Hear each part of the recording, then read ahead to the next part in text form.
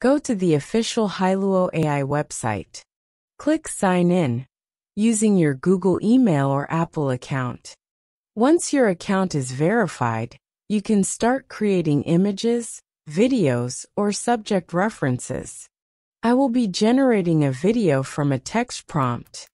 Go to the Text to Video tab and paste your text prompt. Choose the camera movement settings.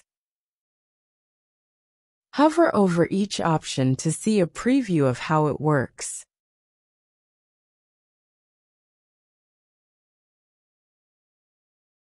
Enable prompt optimization to enhance your prompt.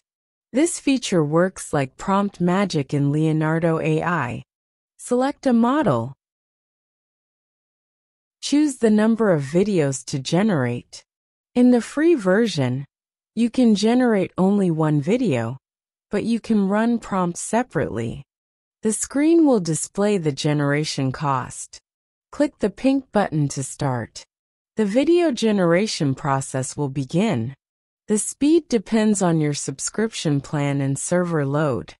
While the video is being generated, you can cancel the process. If you do, your credits will be refunded. On the right, you will see a list of all your videos. You can switch between expanded view and simple view.